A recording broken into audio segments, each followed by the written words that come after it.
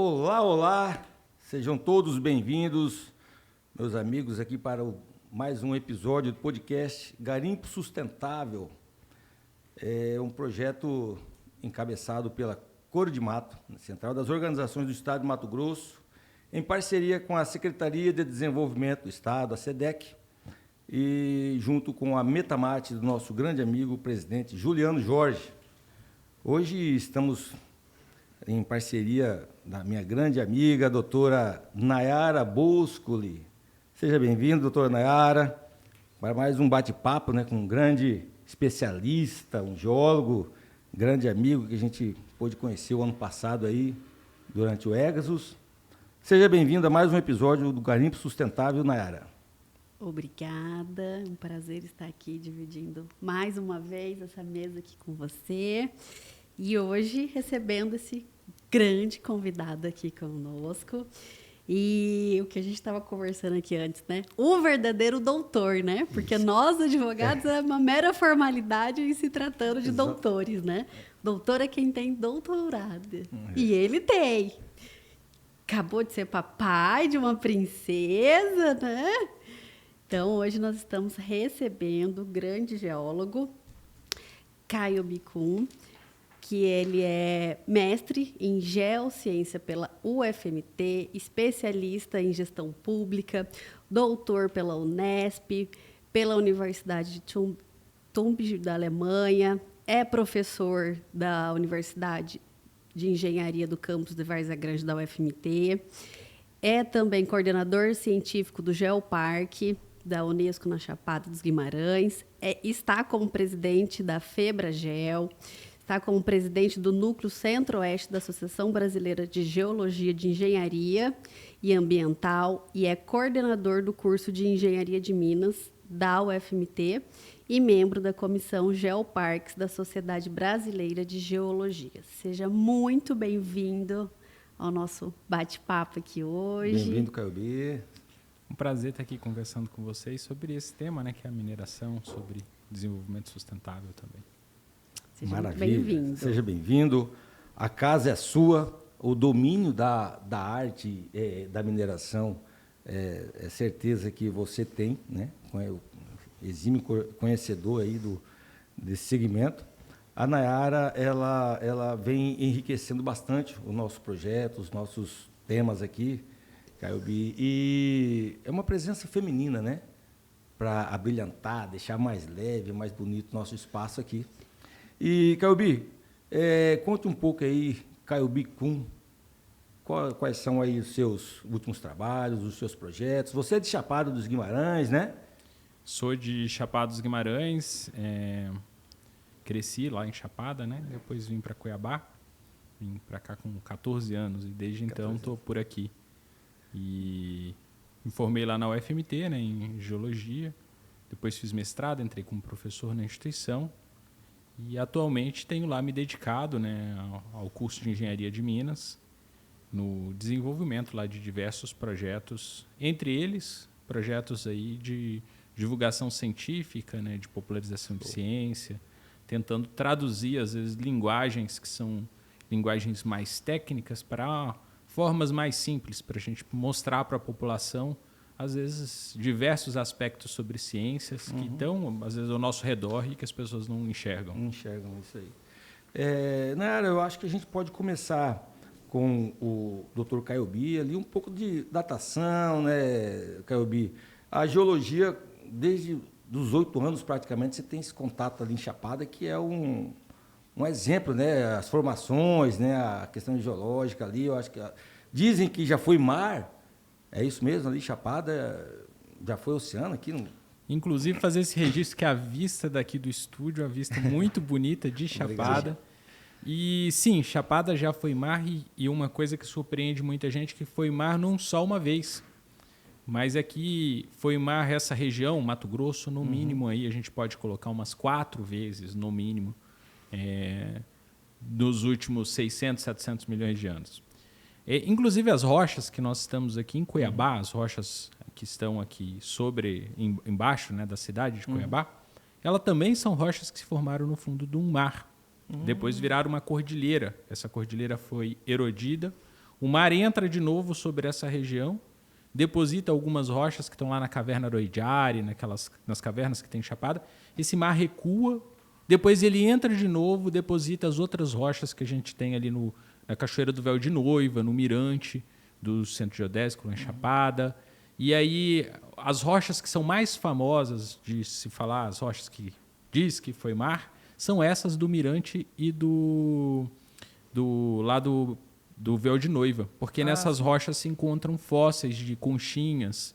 Então é muito comum encontrar esses fósseis de braquiópodes. Sim, sim.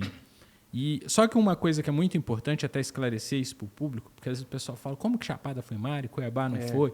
Na verdade, toda a borda oeste da nossa placa tectônica era mar. Toda a borda.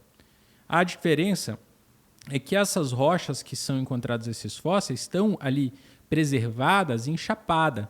Então, também são encontradas em outros lugares, como em Rondonópolis, em Jaciara, mas ali em Chapada elas estão preservadas. Isso porque aquelas mesmas rochas que estão lá em Chapada já existiram aqui sobre a região de Cuiabá, do Pantanal, só que elas foram erodidas. Toda vez que a gente vê caindo lá um bloco de rocha, igual esses que agora foram muitas notícias lá no Portão do Inferno, é o quê? É aquela escarpa caminhando um pouquinho para trás. Se a gente pensa isso em dezenas de anos, não dá muita diferença, é muito pouco que vai mudar. Mas se você pensa em milhões de anos, aquele mesmo paredão que está lá em Chapada já teve em cima de Cuiabá, aquelas mesmas rochas, guardando os mesmos fósseis que mostram que aqui foi mar entre 410 e 360 milhões de anos, que é essa terceira entrada do mar que eu citei. Agora, aqui também foi mar em outros momentos anteriores e também existe registros em Mato Grosso de momentos posteriores a isso. E não é que o mar chegava a 800 metros, 900 metros. Do mesmo jeito que eu falei que aqui em Cuiabá já foi uma cordilheira, já teve momentos que a Cordilheira dos Andes não existiam. Quando o mar entrava e recobria toda essa borda oeste da nossa placa tectônica, não existia a Cordilheira dos Andes. Nossa borda oeste era muito parecida com o que é o litoral do Nordeste hoje. Bem plano, tudo. Inclusive, quem for na Bolívia, lá na Bolívia tem alguns lugares fantásticos onde você tem umas rochas dobradas com pegadas de dinossauro, que está assim, desse jeito, assim, quase uns 45 graus. E não é que esses dinossauros tinham uma perna muito boa e conseguia subir aquilo dali nesse ângulo. É que aquelas rochas antes, elas estavam horizontais quando aqueles dinossauros caminharam sobre aquilo ali. Depois, os Andes dobram essas rochas e os mesmos tipos de fósseis que às vezes são encontrados de trilobitas daqui de Chapada são encontrados lá nos Andes a 4.000 metros, 5.000 metros de altitude às vezes. Porque do mesmo jeito que aqui era mar, lá também era mar. E lá em Ponta Grossa, no sul do Brasil, também era mar. O nome da unidade geológica, inclusive, que se encontra esses fósseis é a Formação Ponta Grossa, em homenagem à cidade de Ponta Grossa. Acho que eu já falei demais sobre isso, mas isso é uma curiosidade que muitas vezes o pessoal tem sobre por que era mar e por que não é mar mais. E isso às vezes fica na cabeça das pessoas. O mar subia até 800 metros. Não era. É que essa região inteira era mais baixa quando você não tinha a Cordilheira dos Andes. Então toda essa região era bem mais baixa. Por isso que a água entrava e recobria essa região. Conforme criou a Cordilheira dos Andes, você só ergue toda a borda e aí o mar não entra mais para cá. E não vai entrar, né? Pelo menos agora, enquanto tiver a cordilheira, dificilmente ele entra e recobre essa região. E quero ver a gente falando sobre essa questão dos papéis aí dos geólogos, né, nas suas profissões. A gente tem acompanhado aí que a Federação Brasileira aí dos Geólogos, do qual você está presidente, ela tem sido muito atuante em todas as esferas, né? E eu acho que é interessante falar também aí para o nosso público sobre essa questão da diferença do papel, né, do geólogo para o engenheiro de minas, que eu vi que vocês lançaram uma nota técnica, né, sobre a questão do projeto de lei 435 de 2021, sobre a questão de equiparar o geólogo com engenheiro geólogo, né? E aí eu acho que é importante também a gente tratar sobre a questão do engenheiro de minas, né? Quais são ali os papéis, né? Porque eu estava olhando, já teve uma manifestação da Associação Brasileira de Engenharia contra essa igualar, né? Então, essa manifestação que tem da Associação de Engenheiros de Minas, eu particularmente nem entendo o motivo do porquê, porque a lei hoje, o próprio sistema Confecrea, já reconhece que geólogo e engenheiros geólogos são a mesma profissão. A Febragel ela representa geólogos e engenheiros geólogos. As diretrizes curriculares que formam geólogos e engenheiros geólogos são a mesma. O que acontece é que, por causa da palavra engenheiro na frente do engenheiro geólogo, alguns direitos eles têm diferentes do geólogo. Só que aí a gente vai para o tema, eu não sou advogado, eu sou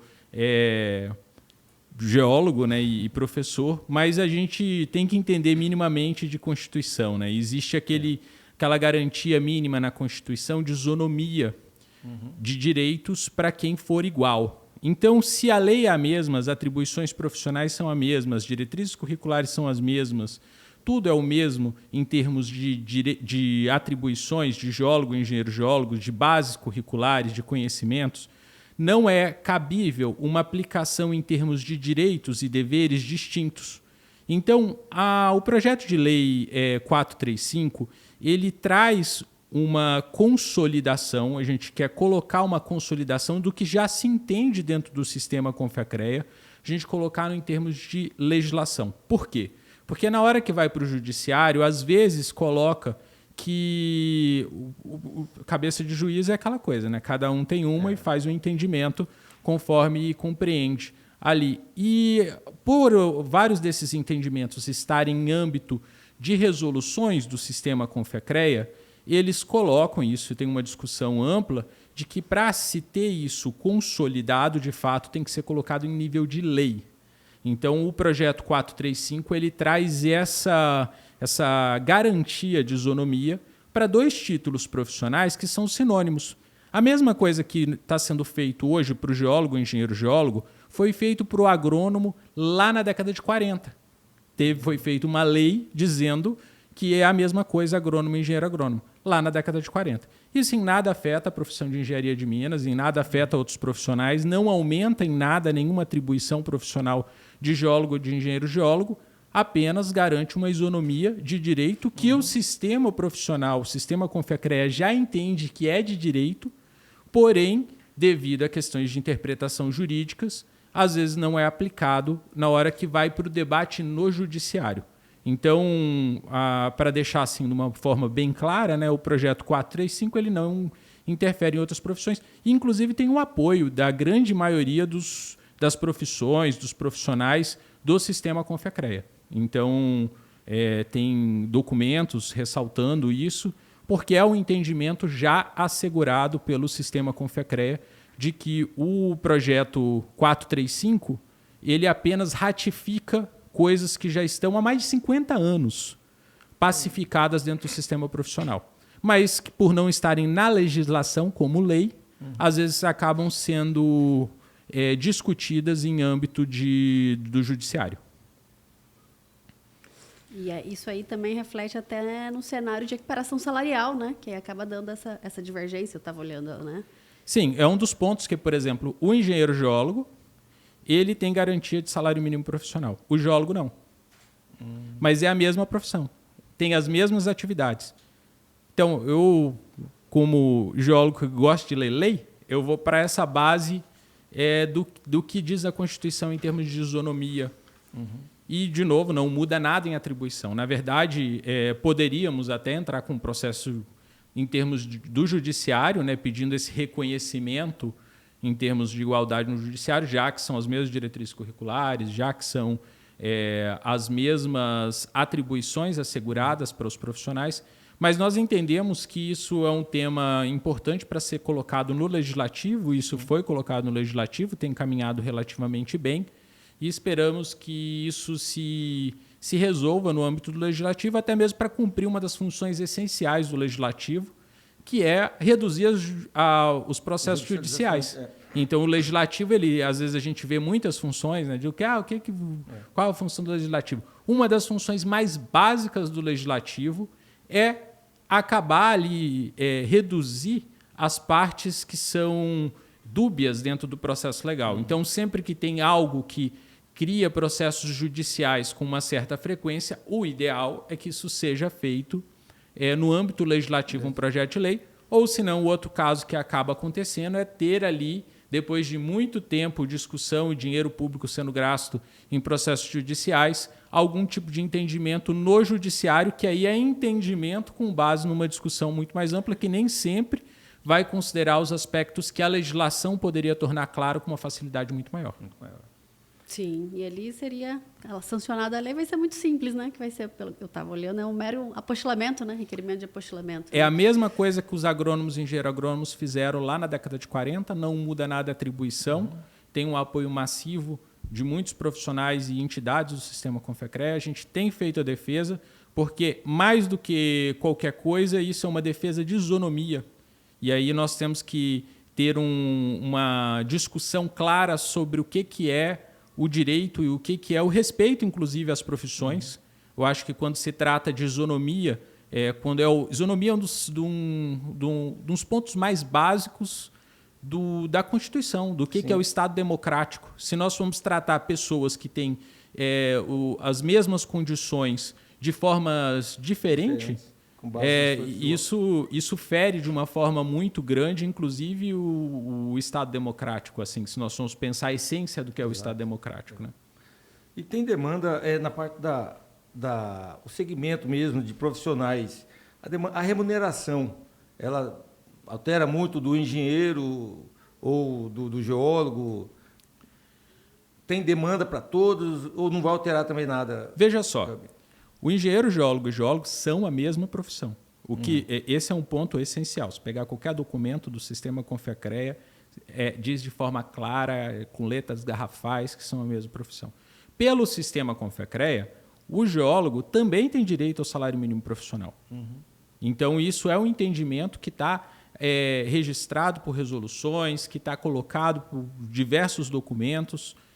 Porém, se for para discussão judicial, existe casos que entende que não. Então, veja como que é assim. O que muda? O que muda é que acaba com essa interpretação dúbia. E nós temos que lembrar que os profissionais que são do sistema Confecre, os profissionais de engenharia, eles são formados por vários caminhos formativos diferentes. Não existe um caminho formativo único.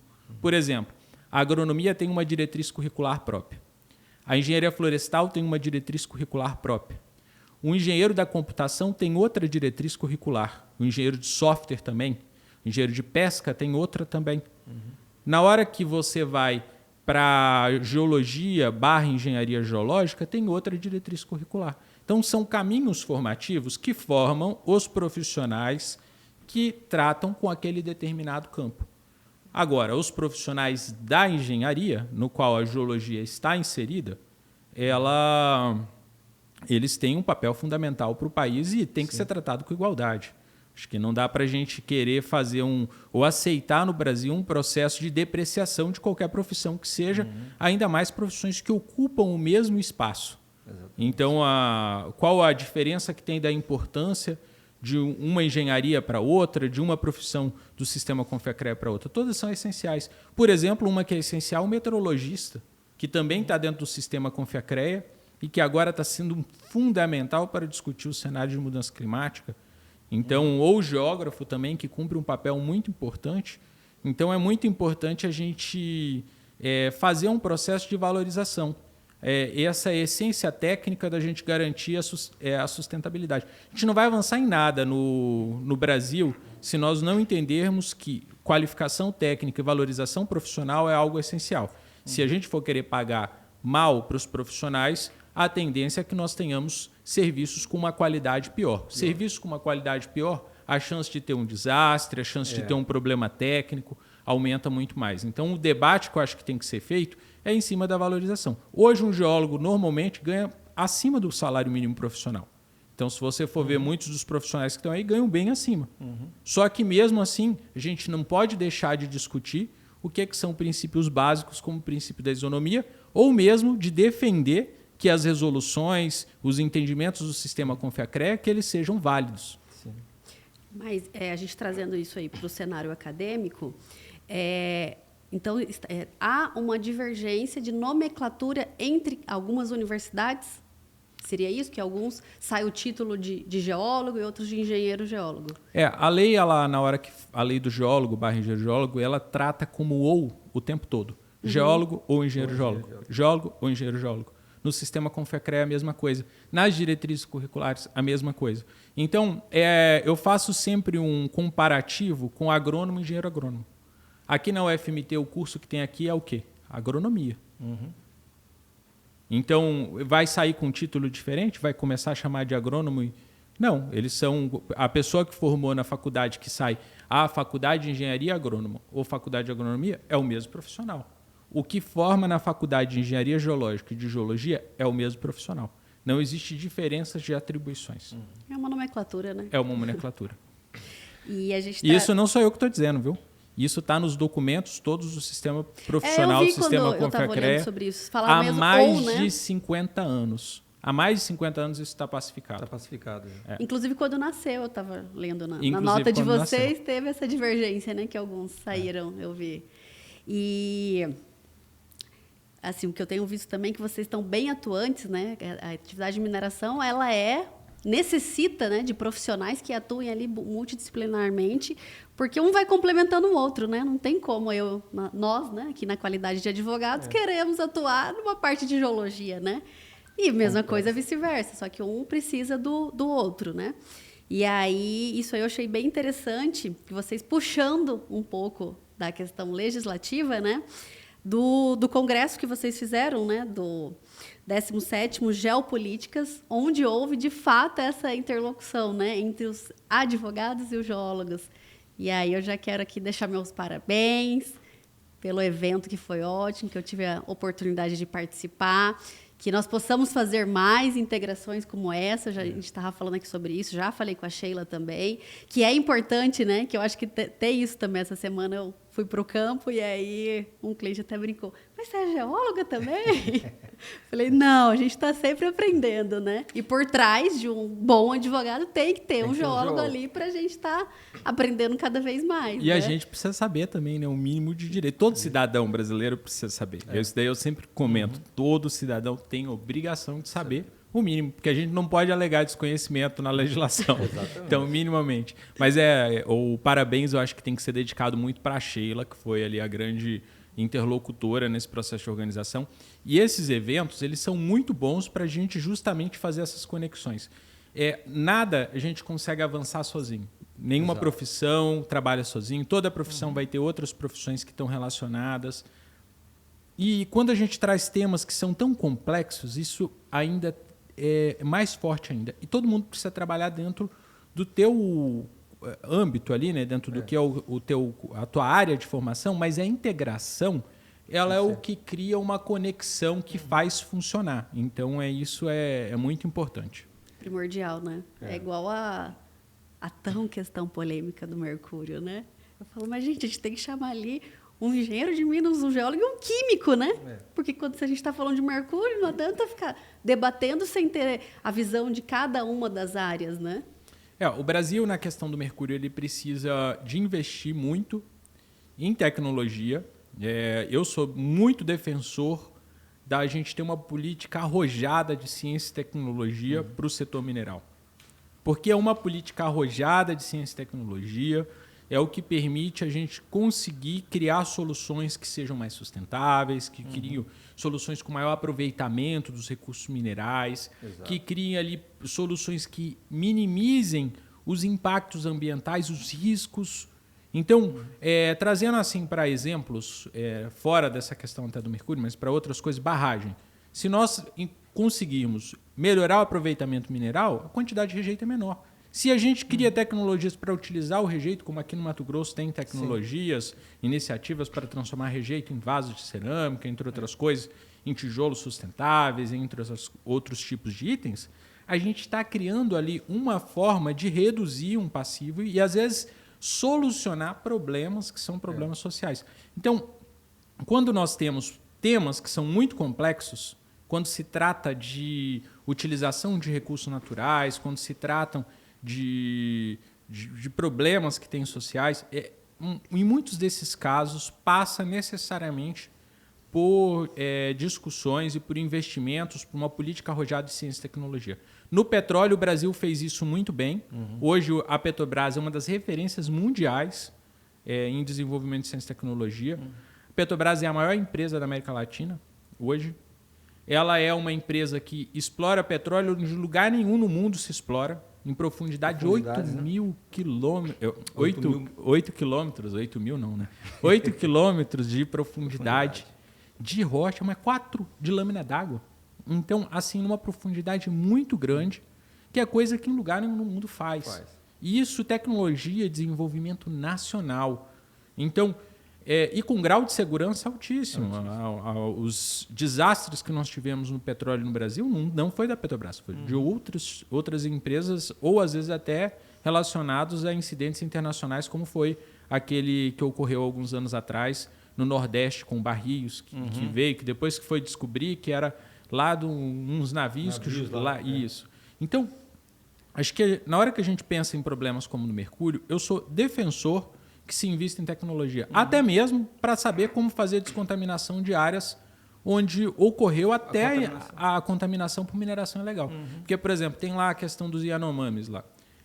Lá tem inúmeras áreas contaminadas. Nós precisamos trabalhar a descontaminação. Exato. E com qual tecnologia? Como mas aí vai ser feito oriunda isso? De garimpo ilegal, né? É isso que é importante. Mas né? Na hora que fala de desenvolvimento de ciência e tecnologia, tem que atuar lá também. Na hora que se a gente desenvolver uma solução aqui dentro de uma mineração legal e tudo, essa tecnologia para descontaminação de área vai ser utilizada em outro... É reflexo, né? Esse entendimento, porque não adianta só a gente dizer, beleza, do garimpo ilegal. É do garimpo ilegal, isso é importante ressaltar, mas o nosso compromisso enquanto setor tem que ser buscar soluções para resolver os problemas do Brasil. Exatamente. E resolver, inclusive, dessas áreas contaminadas. Por isso que investimento em ciência e tecnologia é algo fundamental.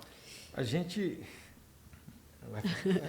E esse ponto que você trouxe também do rejeito, eu vejo assim que eu acho que falta um pouco a questão desse aproveitamento econômico, né? Porque tem tanta coisa que pode ser reutilizada ali, não sei se o termo seria reutilizada, a palavra correta, né?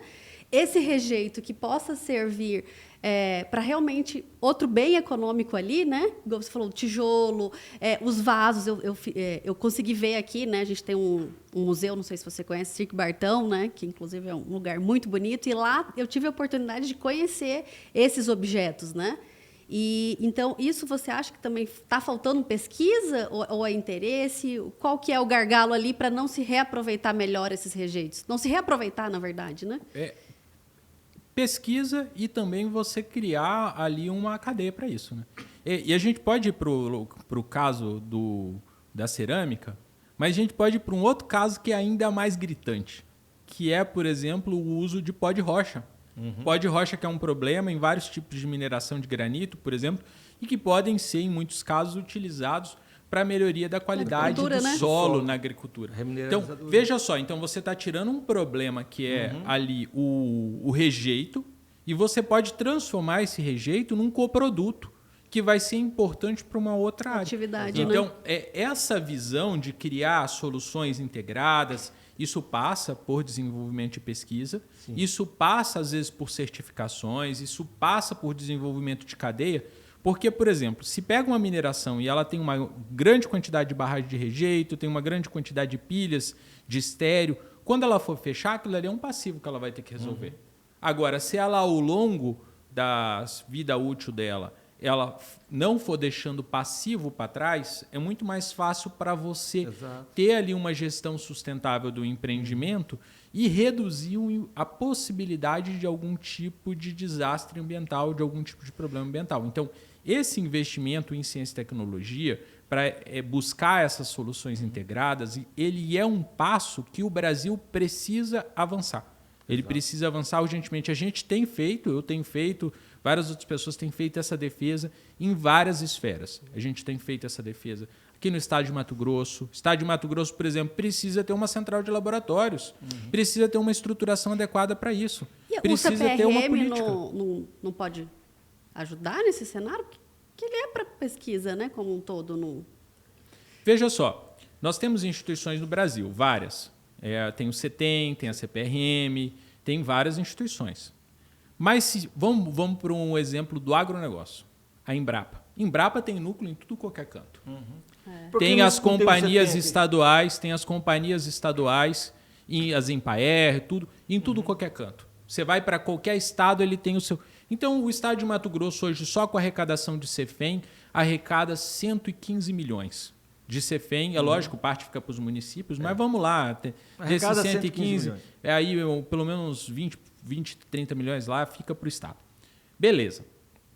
Desse recurso, será que o estado não poderia ter ali investimentos em ciência e tecnologia? Será que o estado não pode ter uma central de laboratório? Será que o estado não pode ter uma política de mapeamento arrojada? Se pega, por exemplo, o estado de Minas Gerais, o estado de Minas Gerais inteiro é mapeado em 1 para 100 mil. O estado de Mato Grosso, nós temos diversas áreas que é mapeado em 1 para 1 milhão. Então, olha a diferença. Olha a diferença que tem. E isso é investimento em ciência e tecnologia e estratégia. Quando a gente pensa um setor que é um setor que ele trabalha com longo prazo, a gente tem que trabalhar com uma estratégia. Então, não dá para a gente jogar a conta só para o governo federal também. A CPRM tem que fazer, o CETEM tem que fazer. Eu sou defensor que venha o núcleo do CETEM para o estado de Mato Grosso.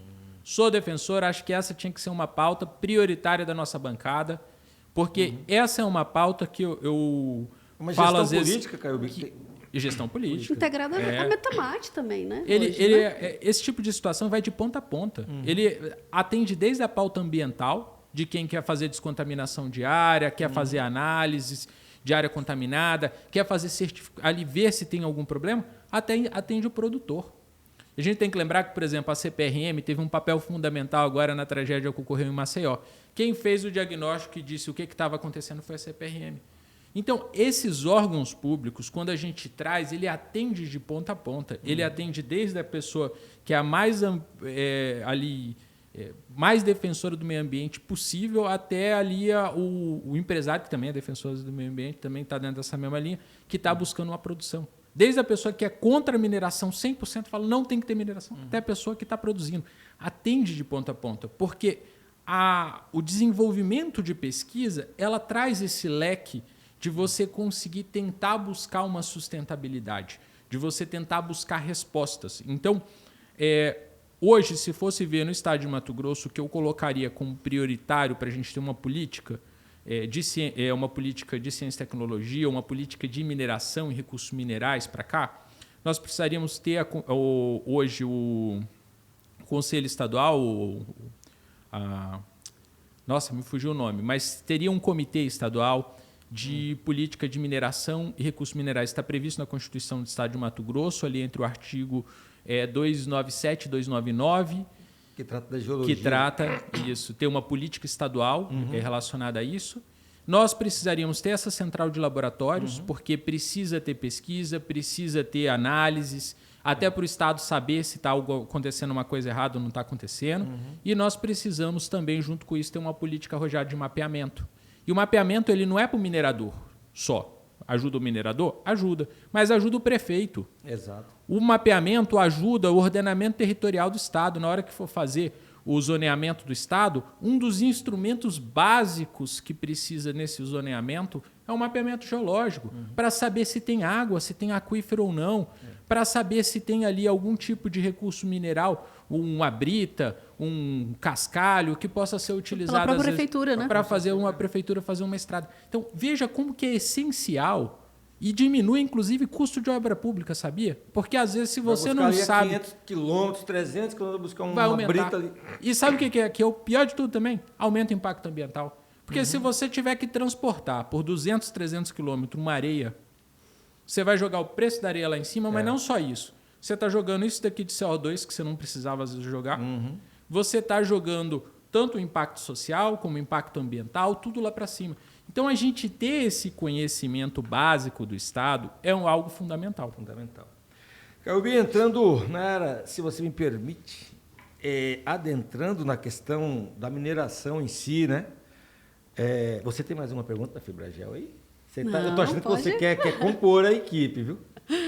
Já vai fazer um cursinho de geologia ali e tal, né, Caio? Na UFMT, o Caio vai dar aula lá. Ficamos à disposição para compor o jurídico. Caio, hoje a gente está vivendo a revolução tecnológica, na verdade, né? A gente conversou, antes de a gente entrar no ar, sobre essas questões, desde a pedra lascada lá, né?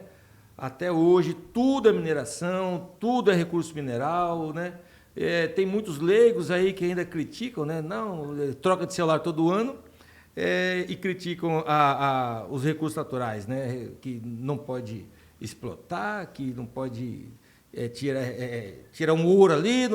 Então, são leigos, né? São leigos. Contra, né? A atividade. São os contras, né? Eles não apresentam solução, mas são contra. Explica um pouco sobre essa história da geologia no mundo aí. O que a gente precisa ver é que a evolução humana está relacionada à utilização de recursos minerais.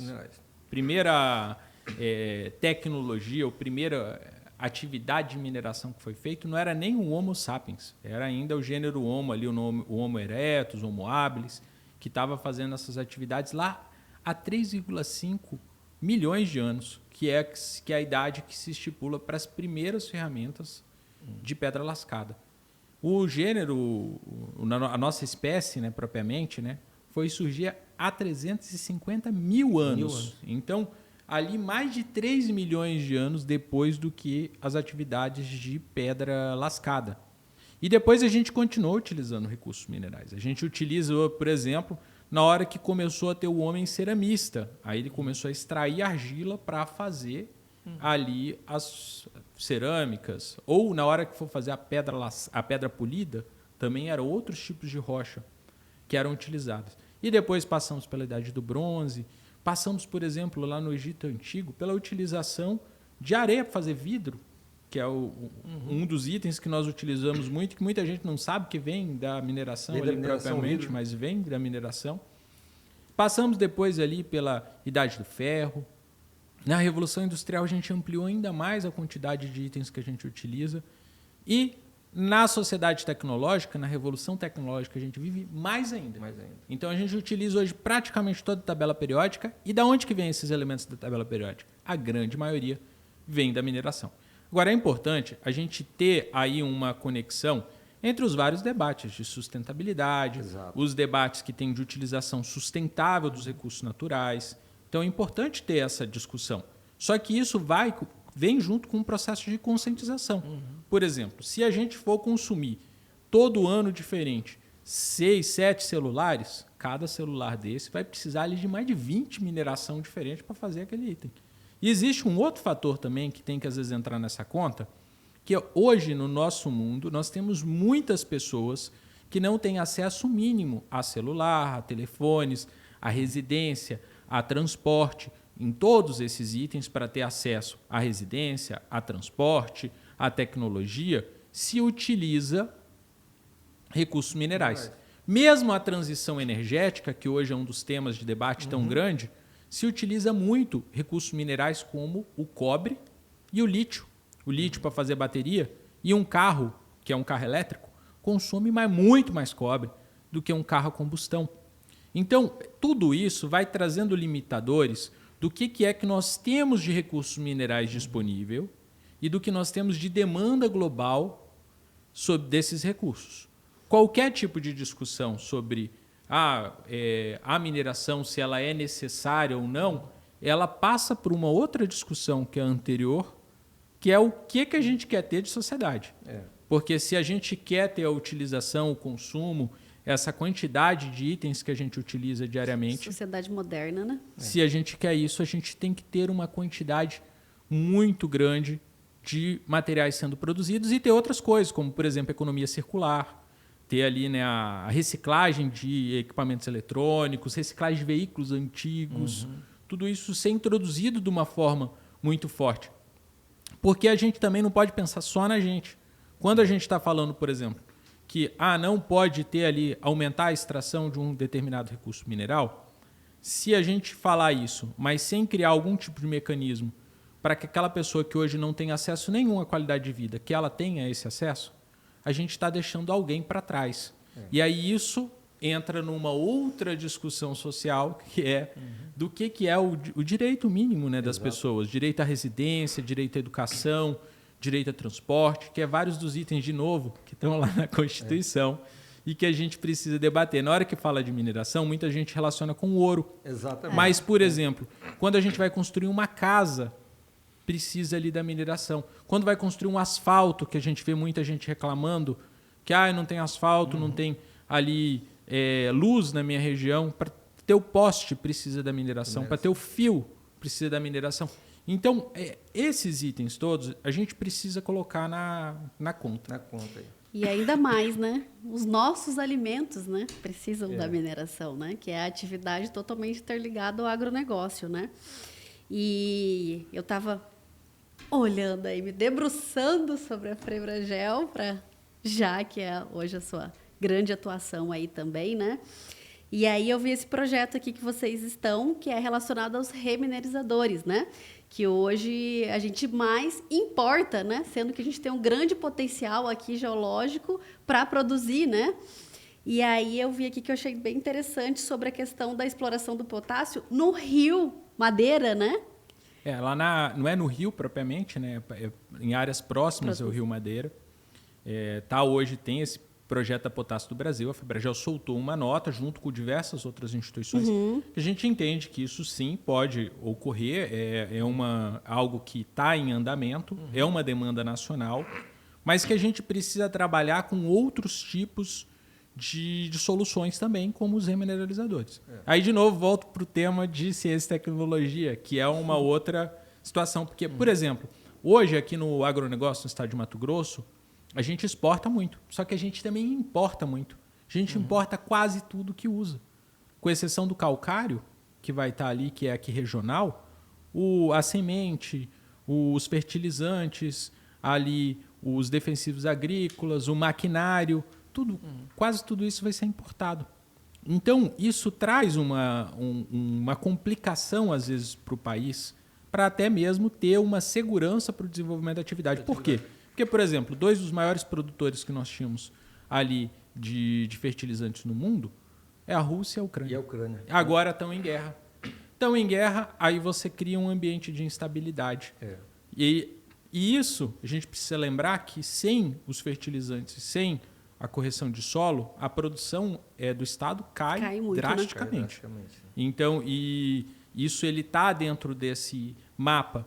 E aí aqui eu não estou fazendo juízo de mérito do que deve ser feito, o que não deve ser feito, em termos de, tem gente que discute se abre um negócio necessário. Não é necessário. Eu acho que é o seguinte, as coisas que existem, que são importantes, que estão em funcionamento no país, a gente precisa buscar soluções. E nesse negócio de buscar soluções, hoje a gente sabe que a gente tem uma demanda nacional por fertilizantes muito grande. Eu defendo que essa demanda ela seja suprida por produção nacional. Nacionalmente. Que a gente tenha isso por remineralizadores, que tenha isso por investimentos que permitam que a gente supra isso nacionalmente. E seria o ideal, inclusive, que até nossos maquinários, entre outras coisas, também fosse possível ser produzido aqui. A China fez isso, a China verticalizou a produção. O Brasil, na década de 80, produzia carro. Inclusive, tinha até carro elétrico, que era o modelo de carro elétrico. Hoje, o Brasil não tem mais fábrica de carro nacional, né? Não tem... E a China tem um monte. Naquela época, a China não produzia nenhum carro. Hoje, eu estou com o meu celular aqui no bolso, que é um celular chinês, um Xiaomi. Não estou fazendo propaganda, mas é isso. Mas é importante a gente ter essa discussão, porque a potência que virou a China nesse período todo. E a gente precisa pensar isso também para o Brasil, inclusive para os recursos minerais. Porque não o Brasil ser uma potência, né? Claro, a gente produz um monte de recurso mineral. E por que a gente não poderia aqui ampliar alguns tipos, dentro do possível, ampliar aqui a produção que nós temos industrial, as produções nacionais, para suprir nossa demanda, até mesmo para não ficar refém do mercado internacional. E aí já é um pouco mais técnico, né? Que foi, eu não sei, me corrija se eu estiver errada, né? Mas o que a gente aprendeu no evento do ano passado, que promovido, né, pela Cordermato, parceria com a Metamate, abordando que quando a utilização dos remineralizadores diminui o uso dos fertilizantes, né? Seria isso? Na verdade, ele cumpre a mesma função, né? Então, um remineralizador, qual a função do fertilizante? É ali fornecer potássio, fosfato, né? Nitrogênio. O nitrogênio, a gente não consegue ele por remineralizador. Agora, os outros dois a gente consegue. o potássio, o fosfato, consegue por remineralizador. E aí, consequentemente, a gente tem um alimento melhor na mesa, né? Consegue também suprir essa demanda, que é uma demanda nacional. E tem um aspecto também nisso que é importante, que em alguns dos casos pode, inclusive, isso estar vindo junto com outros tipos de soluções, como, por exemplo, o que eu estava citando no início da nossa conversa, que é o caso de rejeito de mineração que você tem, que é de pó de rocha, que pode ser utilizado como ali um remineralizador. Então, veja só, você está resolvendo um problema e, ao mesmo está resolvendo dois problemas. É o famoso resolver dois problemas de uma vez só. Então, isso é uma coisa importante. É importante, eu acho que, ter pesquisa para isso. E até é um dado interessante, o calcário, agora, com essa crise que teve dos fertilizantes, nós tivemos o calcário atingindo valores recorde. Né? Ele passou aí de R$200 ali a tonelada, não tinha antes, acho que, chegado a valores assim. Isso porque também o calcário, na hora que pensa ali na aplicação na lavoura, conforme você vai melhorando a qualidade do solo ou melhorando um elemento, você às vezes pode reduzir um outro. Então é um conjunto de ações que pode ser feita para ter ali um cultivo com melhor qualidade ou maior produtividade, né? Para o remineralizador, qualquer rocha serve ou tem uma rocha específica? Não, tem inclusive normativas específicas no Ministério da Agricultura para remineralizadores. Para caracterizar como um remineralizador. Para caracterizar, existe um registro lá. E aí tem a rochagem, né, um pouco, ou ali o pó de rocha, né, que é utilizado, os agrominerais que o pessoal fala, que é um pouquinho mais abrangente quando a gente pensa ali do que só a substituição do fosfato ou do potássio. Tem outros elementos que às vezes são disponíveis nas rochas que também cumprem um papel importante. Às vezes, veja só, quando a gente está comendo na nossa mesa um elemento que escutava a mãe da gente falando lá, come tal coisa porque tal coisa tem ferro, come tal coisa que tal coisa tem negócio. Aquilo ali não veio do nada, não surgiu dentro da planta. Aquilo ali ele tem que ser retirado do solo. Ele tem que ser retirado do solo, a planta pega e concentra aquele elemento, mas ele não surge no solo. Não surge na planta, quer dizer, né? Ele vem do solo. Então, na hora que a gente está falando desses elementos químicos também, a gente tem que pensar que eles vão estar indo para a planta e depois vem para o consumo nosso. Então, na hora que fala de tudo aquilo, eu vou comer ali um determinado tipo de vegetal, vou colher, porque aquilo é bom para aquilo, porque tem tem ali algum tipo de elemento a mais. Aquilo vem do solo. E se vem do solo, vem da rocha, vem do mineral. Então, essa conexão é bom a gente fazer. Exatamente. Cauê, a gente diz que o estado do Mato Grosso, muitos municípios, eles são oriundos da mineração, eles nasceram da mineração. Com o conhecimento que você tem, qual que é o potencial de recurso mineral do estado do Mato Grosso hoje? Atualmente, temos aqui nióbio, terras raras, lítio. O estado tem a tabela periódica, como o pessoal diz, ou ainda está em fase de pesquisas? Nós temos algumas áreas já muito bem desenvolvidas. O estado de Mato Grosso ele é um grande produtor de ouro, de calcário. Sim. Tem depósitos de cobre, depósitos polimetálicos, que também são promissores, e outros que já estão entrando em exploração, como por exemplo, o caso lá de Aripuanã. Mas ainda tem muito, com certeza, para ser descoberto no estado. Porque quando a gente volta para aquele tema do mapeamento, quando a gente está nesse mapeamento de 1 para 1 milhão, é complicado. Tem muitas áreas que ainda estão nesse mapeamento de 1 para 1 milhão. E ainda tem um outro fator no estado de Mato Grosso, que é diferente de Minas Gerais ou de outros países, que aqui nós temos locais com solo muito espesso. E aí, às vezes, isso também dificulta a gente ter ali um acesso ali à rocha, para olhar a rocha mesmo e ver qual que é a informação em loco ali, né? Então, eu acho que aqui a gente ainda vai, para ter o nosso potencial de fato desvendado, nós vamos ter que ainda investir muito em mapeamento, não só o mapeamento geológico, mas o mapeamento geofísico, outros tipos de mapeamentos que possam contribuir para isso. E aí, nós vamos ter, de fato, o nosso potencial todo revelado. Mas o que eu digo já de antemão é que algumas regiões do estado, que são as regiões que estão principalmente no cráton amazônico, eles são áreas com um potencial muito grande para diversos tipos de recursos minerais. Então, essas áreas que são áreas cratônicas, tudo, normalmente tem uma potencialidade muito grande para diversos tipos de recursos distintos. Então, nós podemos ter um crescimento ainda nas próximas décadas muito grande no estado de Mato Grosso do setor mineral. O estado de Mato Grosso já vem crescendo muito e tende a crescer ainda mais. O pessoal diz que o Mato Grosso ele tem capacidade para ser... Hoje ele é sexto, né, em arrecadação do CEFEM. Capacidade para ser ele quinto, ultrapassando acho que São Paulo, né? Acho que tem capacidade para ser até terceiro. Até terceiro, né? E depende de quê, Caio Bicho, aí? De investimento em tecnologia, interesse político? Porque eu acho que recurso financeiro tem, né? A arrecadação do Estado é... Mas acho que entra também no cenário da pesquisa, porque em relação a requerimentos de pesquisas, há um tempinho que eu não venho acompanhando, mas a gente já chegou a segundo lugar, né, de requerimento. Então, você já pensou se essas pesquisas deem positivo o relatório final? Mas o problema é que você está jogando tudo na mão das pesquisas. Do privado, né? E aí, assim, do ente privado. A gente... O empreendedor está indo para um monte de encontro às cegas, vamos assim. É que assim, muitos a gente sabe também que é uma reserva de mercado, né? Você só segura a área, né? Por que eu digo do encontro às cegas? Porque é diferente se for, por exemplo, Minas Gerais inteira mapeada em 1 para 100 mil. Vamos copiar Minas Gerais? Vamos ter o estado inteiro mapeado em 1 para 100 mil? Mas vai demorar 10 anos. Mas se não começar, né? Que bom, vamos começar hoje, para daqui 10 anos a gente estar com o estado. Se tivesse começado 10 anos atrás, hoje estaria todo mapeado. Então, na hora que fizer isso, aí a potencialidade aumenta muito mais. Fazendo um comparativo bem besta, porque assim, eu gosto às vezes de trazer uns comparativos diferentes para... É que nem, por exemplo, você for comprar um carro no leilão. Você viu só a foto do carro, você olhou, você vai com a cara ali. Ou se você for comprar um carro mesmo numa concessionária, que você pode ir lá, olhar o carro, abrir o motor, ligar, dar uma volta, levar para o seu mecânico, às vezes, para dar uma olhada. Numa comparativa, seria similar a você ter uma área que é muito pouco mapeada, com muito pouca informação geológica, e você ter uma área com muita informação geológica disponível. Então, a área com muita informação disponível seria esse, que você pode ir lá, você verifica, você vai falar, opa, aqui, isso daqui não está batendo. Então, na hora que você faz essa análise mais aprofundada, aí você consegue ter respostas mais assertivas.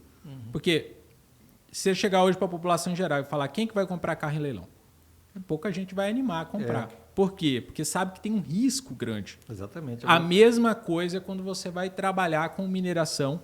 Por isso que a gente foi campeão durante muito tempo e ainda hoje tem muitas áreas requeridas, mas muitas áreas não consolida, porque você fazer a pesquisa é caro. Né? E você ter... E ainda tem outro problema. Quando termina essa pesquisa, às vezes o próximo que vai assumir não tem informação do anterior, começa tudo de novo do zero. Então, essa informação pública ela é muito importante para o desenvolvimento do setor mineral, mas eu sempre ressalto que ela é muito importante para o município e para o próprio Estado. Porque, às vezes, se a gente fala só do setor mineral, aí tem aquela pessoa, mas para que o Estado vai ficar investindo em mapeamento que é para o setor mineral? Não, não é para o setor mineral só. Aquilo ali é importante para saber se tem água para a pessoa beber naquela região, para saber fazer a gestão daquele território, para o município saber utilizar corretamente, fazer o seu ordenamento territorial de forma adequada, para o Estado fazer o seu zoneamento de forma adequada. Então, a informação geológica ela é essencial para o desenvolvimento do Estado. Então, hoje, se fosse ver, seria um dos itens básicos.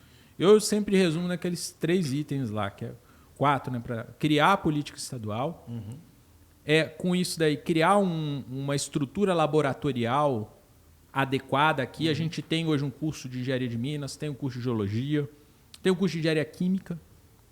Então, a gente tem quadro hoje para conseguir desenvolver pesquisa, criar um núcleo de excelência aqui. Minas Gerais fez isso, por que a gente não pode fazer? Pará está fazendo, por que a gente não pode fazer? Através das próprias faculdades? Integração, a faculdade não é sozinha. A gente tem que estar aqui. A gente está aqui para atender o Estado. Atender o Estado é atender a população, atender o governo, atender as empresas. A função nossa é essa. Eu formo profissionais para o Estado de Mato Grosso, para o Brasil, né? Mas assim, a gente forma profissionais para cá. Então, é importante ter essa integração. A universidade ela não é uma ilha separada. Né? É importante a gente ter essa noção de que tem que trabalhar de forma integrada. E ter o mapeamento. Ter o mapeamento e ter o desenvolvimento dessa política. A gente está indo para o 3º ano já, Caio Bido, com o projeto Garimpo Sustentável. E a gente, o norte, né, vamos dizer, o escopo principal desse projeto é a regularização de áreas, trabalhar junto a cooperativas, né, junto com esses cooperados, para levar política pública, né? E a gente deparou em algumas reuniões, junto à municipalidade, toda a população ali. Vamos pegar aí Peixoto Azevedo, por exemplo, que é uma região com potencial mineral gigante. Eu acho que não tem outra produção maior do que a questão mineral da região. O município tinha que ter um departamento, né, formado, ou você acha que não? O município tinha que ter ali uma extensão, uma faculdade, uma universidade ali que desenvolvesse a questão a capacitação da comunidade nessa área também de recursos minerais para facilitar a mão de obra, para melhorar, para ter mão de obra de qualidade. Muitas empresas que sediam nessas regiões não conseguem contratar na região, tem que buscar de fora porque não tem mão de obra capacitada. Eu até tentei fazer esse trabalho via IFMT, em Guarantã, mas acabou que não deu certo. Porque ele acho que o polo mais próximo para atender mesmo a região ali seria Guarantã, né? Que tem um polo já da IFMT lá. É muito caro você criar qualquer tipo de curso. Né? É por isso que eu defendo a estrutura no estado de Mato Grosso. Então, veja só, se a gente tem uma estrutura boa, desenvolvida no âmbito do estado de Mato Grosso, a gente atende o estado inteiro. As aulas de campo do curso de Engenharia de Minas a gente faz em Peixoto, a gente faz aulas de campo lá em Pontes Lacerda, a gente faz aulas de campo lá em Nova Chavantina. A gente trabalha o estado inteiro. Os profissionais hoje, tem profissionais que formaram na UFMT lá no curso de Engenharia de Minas, que estão em Peixoto, por exemplo. São vários que estão lá trabalhando em Peixoto. Então, a gente está formando profissionais para lá. Não dá para ter uma faculdade em cada município. Mesmo com essa demanda crescente. Mesmo grande. com essa demanda, porque ainda assim é uma demanda pequena. E também tem essa... Para o investimento, né? Para o investimento. E tem essa questão... questão... campus, de repente, Sinop, que é mais próximo ali da região... Faz mais sentido se a gente tiver uma estrutura forte aqui em Cuiabá, capital, né? que consiga integrar, porque a formação ela não é só você formar a mão de obra. É você ter um centro de desenvolvimento e pesquisa. A gente tem que ver as universidades como tendo uma função que não é só de formar a pessoa. A universidade, principalmente a universidade pública, ela tem a função de desenvolver pesquisas. E boa parte do desenvolvimento da mineração do estado de Mato Grosso foi feito pela UFMT, por meio do curso de Geologia e agora o curso de Engenharia de Minas, que completa esse ano 10 anos. O curso de Geologia completa ano que vem 50. 50? Ano que vem 50. O de Engenharia de Minas completa esse ano 10 anos. Então, esses cursos, eles estão fazendo esse desenvolvimento. O curso de Engenharia Química já tem formado vários profissionais também para a mineração do estado de Mato Grosso. E isso é pro estado. Então, essa ideia de que cada cidade precisa ter os cursos, isso é complicado porque você não consegue nem levar, às vezes, os estudantes para dentro daqueles cursos. Hoje, fica até o convite. Falo aqui do curso de Engenharia de Minas, mas para outros cursos da UFMT. Sobra vaga, você sabia? O Enem sobra vaga? Sobra vaga. Nós temos editais de vagas remanescentes direto e sobra vaga. Se você tirou 400 no Enem, confia que vai dar certo. Verdade. Mas consegue terminar o curso? Porque geralmente 4 não vamos generalizar também. E aí, mas consegue, às vezes. Consegue. Dedicação, estudo, né? Nós precisamos lembrar que às vezes tem muitas pessoas que estão em escolas... Trauma, né? Não, tem escolas que às vezes não estão com uma estrutura tão boa, tem ali outras... E vai do sonho de cada um. Então, por exemplo, o que é o ideal hoje? Se nós temos ali os jovens desses municípios onde tem mineração, é mais fácil eles virem, se formarem nos centros, depois voltarem para esses locais e trabalharem. É o caminho mais adequado. E as instituições, têm um papel fundamental para ir desenvolver as ações lá. Então, eu acho que desenvolver ações nas escolas, ações com a comunidade... E lembrar que a função do município é fundamental. O município pode ajudar muito no desenvolvimento do setor mineral ou de qualquer setor. Mas a gente tem que também cobrar, eu acho que isso é um ponto importantíssimo, do Estado. Porque eu acho que jogar também a conta só para os municípios né? é complicado. Então, a gente precisa que o Estado de Mato Grosso ele tenha essa estrutura mínima para o desenvolvimento do setor mineral. E isso é com investimento, com priorização, com o desenvolvimento de política de longo prazo. Não pode ser uma coisa de um ano. É política de longo prazo. tem que ter aí, fica o desafio para todos nós, eu acho que do setor, falo todos nós, desde a classe política até a gente que está conversando aqui num espaço de divulgação, até a comunidade acadêmica, a gente precisa criar um planejamento, um plano de investimento para mapear o estado inteiro. A gente precisa ter soluções aqui tecnológicas para resolver os problemas dos nossos empreendedores aqui, dos problemas que tem, dos desafios ambientais que tem no estado de Mato Grosso. A UFMT ela faz esse trabalho de uma forma fantástica. Às vezes aqui consegue ter respostas que não vai ter em outros lugares, porque o solo é diferente, porque as características são diferentes. Lá no curso de engenharia de transporte, por exemplo, eles fizeram uma pesquisa com asfalto. E a resposta que teve aqui foi diferente da de São Paulo. Veja só. Então, às vezes, no setor mineral vão ter respostas diferentes também. É de extrema importância, Caubi. A gente precisa... Isso que nós estamos fazendo aqui, né, Nayara, de uma forma... O projeto, por exemplo, a gente sempre tratou a tentar desmistificar todas essas questões, essas dúvidas que o pessoal tem da mineração, do garimpo.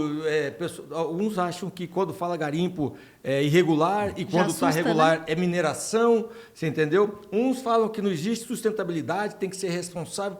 Nós precisamos, isso que a gente está fazendo, acho que nós precisamos fazer mais vezes, para começar o tema que é complexo, né? Dificílimo você tratar a questão mineral, acho que em qualquer lugar do planeta, mas quanto mais a gente conversa, quanto mais a gente traz para o debate, maior vai ser a nossa capacitação de entendimento, vai abrindo, né, o entendimento. É por aí o caminho, o debate, ou você acha que é preciso juntar um núcleo fechado, decidir para outras pessoas cumprir naquela decisão de meia dúzia? Não, isso passa por uma discussão ampla com a sociedade, até mesmo para todo mundo entender o que é o recurso mineral, o que é a mineração. Eu acho que entender, todo mundo tem o direito de saber o que utiliza. Exato. Eu acho que isso é importante. Acho compreender o que é de fato a atividade, Jamais a gente vai atingir sustentabilidade no mundo, jamais, se a pessoa não entender o que ela utiliza. Exatamente. Então, essa compreensão que a pessoa utiliza do que ela utiliza de recursos minerais é essencial. Eu, às vezes, tem coisas que eu assim, antes tem aqueles debates que são de bola dividida, mas eu sempre digo que tem as coisas que é de ponta a ponta. Por exemplo, entender o que utiliza de recurso mineral atende desde o ambientalista mais radical até o empreendedor. Por que a gente não foca nisso? Exato. Porque aí a gente vai para o ponto real, o pé no chão. Então, beleza, vai se pensar em um novo desafio para a mineração global. É possível esse novo desafio? Requer o quê? Requer a sociedade abrir mão do quê? Do quê? A sociedade como um todo. Por exemplo, às vezes tem aquelas coisas que a gente fala, tem até o pessoal que dá uma torcida no nariz. Vamos lá. Substituir hoje toda a frota de carro que nós temos a combustão por carro elétrico é possível? Não. Não é possível. No cenário dos próximos anos, não é. A gente não tem produção de cobre, de lítio para isso, para substituir. Sem contar que hoje os valores eles não são acessíveis ainda, subindo, né? E vão subir mais, porque você tem uma demanda... Então, veja só. Então, a gente também não pode criar ali ilusões ilusões que eu estou dizendo, ilusões de a gente criar um discurso que não é pautado dentro da realidade. A gente precisa dizer que, por exemplo, a transição energética está relacionada a uma mudança do que a gente utiliza de recurso mineral. Do mesmo jeito que nós não utilizamos hoje, ou quase ninguém utiliza, pedra lascada. É porque acabou a pedra lascada? Acabou ali o material para fazer a pedra lascada? Não, foi porque a gente mudou a tecnologia. Então, se nós queremos ter sociedades que sejam mais sustentáveis, eu defendo isso, acho que é importante. Acho que a gente tem um debate sobre sustentabilidade, sobre SG, sobre essas coisas. É importante. Mas isso passa por desenvolvimento de tecnologia, por discussões sobre ali direitos também que as pessoas têm, porque a discussão sobre transição energética, a discussão sobre sustentabilidade bate também, tem ali uma conexão que precisa ter muito forte com a garantia de direitos mínimos. E isso a gente tem que fazer de um debate amplo na sociedade. Então, eu concordo totalmente que qualquer medida que a gente for fazer, isso passa necessariamente por a gente mostrar para a sociedade o que ela utiliza de recurso mineral. Se a partir daquilo dali você decidir que você não vai trocar mais de carro porque você não quer incentivar a mineração de ferro, ótimo. Aí é uma decisão sua. Agora, o que é complicado é a pessoa estar trocando de carro todo ano, de celular toda hora, e aí vai falar, não, mas eu defendo que se feche todas as minerações. E aí vai fazer como para construir, para ter um novo celular? Ela, querendo ou não, na hora que ela está comprando um novo celular, ela está criando uma nova demanda de recurso mineral lá. Na hora que ela está trocando o carro, ela está fazendo a mesma coisa. Então, a gente precisa, minimamente, para qualquer tipo de discussão, conscientizar do que é a utilização dos recursos naturais do nosso planeta. Por isso que é importante esses meios, né, de comunicações aqui, como é o que a gente está fazendo aqui, para conscientizar, divulgar, né? Aproveitando, inclusive, nessa questão da divulgação, Caiobi, eu tenho visto aí, a gente vê pelas manchetes a questão do Portão do Inferno ali. Qual a solução ali, Caiobi? Olha, essa é mais uma pauta que é... Olha, ali a gente está fazendo um estudo lá pela UFMT para isso. A gente deve publicar esse estudo em breve, agora, acho que na próxima semana. É um local onde tem processo de queda de bloco já há bastante tempo. A solução do retaludamento ela é uma solução, ao meu ver, complicada. Ela não consegue, dentro das análises que eu faço, ser feita em 120 dias de forma nenhuma. Não. Ali é muito difícil isso.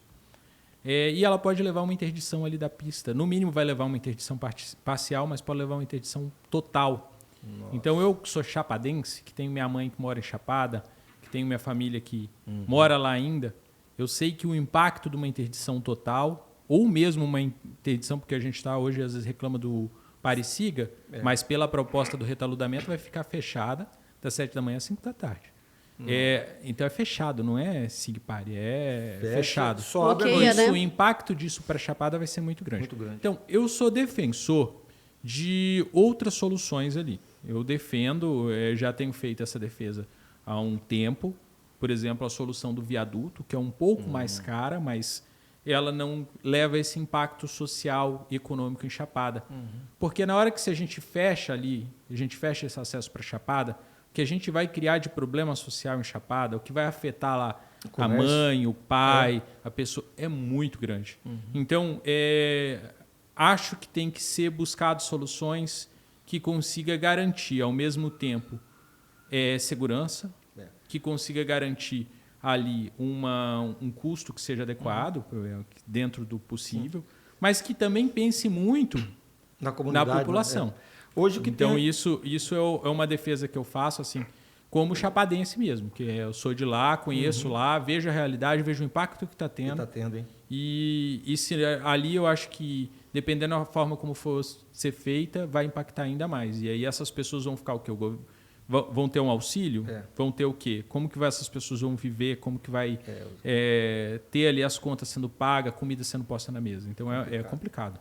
As soluções que tem hoje colocadas na mesa é um túnel, né? Quebrar um pouco do paredão ali. Retaludamento, túnel e viaduto. E o viaduto. Em cima do portão. E não tem a opção de não fazer nada disso e só... Tem essa opção, só que aí continua o risco ali de queda de bloco. Porque se você fizer o túnel, por exemplo, o túnel continua com risco de... Na entrada e na saída, sim. Exatamente. A solução com menor risco... A solução com menor risco para a queda de bloco é o viaduto. É o viaduto, né? É o viaduto. Isso não é eu nem que estou dizendo, viu? Isso tem estudo de 2013 indicando isso. Nossa. É isso, hein, né? Ave Maria. A gente já está caminhando para os finalmente aí, professor Caiobi Kuhn. Tem algum tema aí que você acha pertinente abordar, para aproveitar os nossos internautas aí, algum projeto que você queira divulgar, como é que tá as ações? Você é uma pessoa bem envolvida com vários projetos, né? Eu acho que só fazer esse convite para as pessoas conhecerem lá em especial o curso de Engenharia de Minas, que eu estou de coordenador de curso, então acho que isso é um ponto aí para a comunidade. Engenharia de Minas é o FMT Cuiabá ou Várzea Grande? Várzea Grande. Várzea Grande, né? No momento está funcionando provisoriamente em Cuiabá, mas esperamos em breve estar em Várzea Grande. E eu acho que deixar esse desafio para todos nós, para toda a sociedade mato-grossense, esse desafio de nós construirmos uma política de geologia e recursos minerais de longo prazo. Exato. tendo esse entendimento que essa política é fundamental para o ordenamento territorial, para a gestão dos recursos hídricos, para evitar problemas ambientais, para buscar soluções para o desenvolvimento do Estado.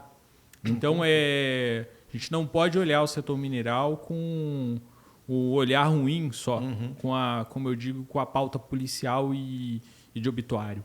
A gente tem que virar essa página. Para virar essa página, isso tem que ser feito com muita política pública, muito investimento em ciência e tecnologia e com discussão pé no chão mesmo, tentando buscar conciliações, tentando avançar dentro dos problemas, dentro das soluções, né, para os problemas que estão postos. Nayara, suas considerações? Bom, primeiramente eu quero agradecer aqui o convite, que já foi logo de pronto, assim que eu fiz. E eu quero parabenizá-lo, né? Primeiramente pelo seu currículo aqui, pela sua trajetória acadêmica. Show de bola. E, além disso, também como pessoa, né? Que é a sua preocupação aí com a questão das políticas públicas, né? Está sempre envolvido, na qualidade aí de presidente, está empenhado aí pelo desenvolvimento do setor e, consequentemente, vai refletir na sociedade, né? Essa preocupação enquanto vai além de profissional, mas como pessoa, né? Isso é de suma importância, né? A sua luta aí pelos direitos das classes, que isso é importante, né? Eu digo assim que é primordial a gente não ver o outro como concorrente da sua classe, e sim como um parceiro, como você mesmo disse, de estar caminhando junto ali, de estar fazendo parcerias, estar aprendendo, porque a vida, né? Até por esse currículo você vê que é um constante aprendizado, né? A gente sempre tem alguma coisa para aprender, para ensinar para o outro, né? Então, eu quero te parabenizar aí e agradecer por ter compartilhado aqui seu tempo com a gente, né? Ter deixado aí um pouquinho a sua vida pessoal em casa, que a gente já está à noite aqui no nosso estúdio, né? Ter deixado sua princesa em casa para estar aqui compartilhando um pouquinho com a gente da sua vida e da sua trajetória profissional. Eu que agradeço. Acho que é muito importante. Acho que é função nossa a gente fazer isso. Faço isso com o maior prazer. Muito obrigado, professor Caiobi. É o segundo sim de pronto que o Caiobi faz. O primeiro foi ano passado para o projeto, trabalhou um tema ESG, né? Extremamente importante. Hoje estava em Chapada antes da nossa gravação aqui, então percebe-se que é uma pessoa muito bem recomendada, tem um grande conhecimento na área, fala com tranquilidade, né? E com conhecimento. Isso é de extrema importância para todos, né, que participam desse trabalho. O Estado tá tendo uma mudança de chave, né? Percebe-se que a parte mineral é o foco também agora. O Estado quer, né, trabalhar esse tema. E é importante que a gente esteja bem antenado com o que acontece no mundo, né? Buscar capacitação lá, referências, para poder aplicar aqui e a população ter uma vida mais coerente, mais saudável, equilibrada, né? Homem e meio ambiente, né? Sem uma balança meio que desigual, que é o que a gente realmente viu na questão do projeto do Garimpo Sustentável, né? Uma desigualdade ainda nessas regiões onde ainda impera a questão da mineração, pobres, e aí você vai nessas regiões do agronegócio, parece que é outro país. Então, a gente precisa equilibrar essa balança aí, e são políticas públicas que precisam ser levadas aí. Mais uma vez, muito obrigado pela sua participação aqui, Caiobi. A Cor de Matos está aberta para você sempre que você quiser tratar de qualquer tema, tá? Os microfones aqui, é só ligar. Josias, eu estou com um projeto em tela, quero aí, vamos discutir. Se você tem aí alguns amigos, alguns parceiros que queiram participar com você, fique tranquilo, pode vir. A casa é nossa, nós precisamos conversar desse tema, né? Levar essas informações, esse conhecimento para todos que queiram aprender e para todos que ainda têm dúvida ou que ainda desconhecem e criticam, que infelizmente ainda é a maioria, né? É mais fácil tacar pedra, criticar, do que você se colocar à disposição em prol de uma solução. O projeto Garimpo Sustentável é um projeto que foi idealizado pela Cor de Mato e está sendo realizado em parceria com a SEDEC, do secretário César Miranda, e em parceria também com a Metamate, Companhia Mato Grossense de Mineração, do presidente Juliano Jorge. A Cor de Mato hoje tem o seu consultor, o Johnny Everson, tem o Dr. Joey também, que é o jurídico aqui da instituição.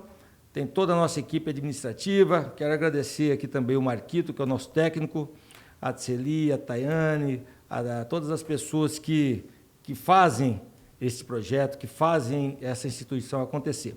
Agradeço a Nayara também pela disponibilidade. Nayara, muito obrigado por compor conosco aqui essa bancada. Professor, muito obrigado e até a próxima, pessoal. Um abraço.